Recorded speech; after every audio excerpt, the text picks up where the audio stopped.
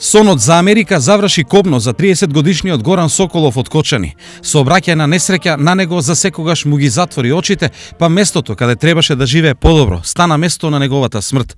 Според информации на ТВ Стар, Соколов заедно со двајца своји другари се враќале од фестивал на мотори, кога излетале од патот, удриле во банкина и се превртеле. Кочанчанецот кој седел на задното седиште успел да издржи жив само 2 часа по несреќата. Како последица од тешките повреди тој починал во болница во близина на Орландо.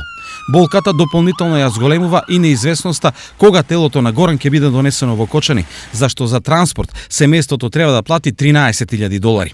Другарите на Горан организираа интернет донации, а на страницата отворена за него стои: Знам дека Горан би бил среќен ако знае дека неговото тело почива во мир дома. Неговото тело треба да биде однесено во Македонија, каде неговата фамилија го чека. За само неколку часа донираа 170 луѓе, а се собрани околу $10,000, но секој ден одлагање значи изголемување на трошоците. Инаку Горан во Америка заминал пред 7 години и таму работел како обезбедување во забавен парк на Флорида. Смртта Соколов го задесила 2 недели по веридбата на неговата сестра, но и за време на неговите лични планови за свадба, зашто решиле долгогодишната врска со девојката да ја крунисаат со брак. Но сообраќајката, семејната веселба ја претворила во голема трагедија, па наместо роднините да се соберат за свадба, тие сега се собираат за погреб.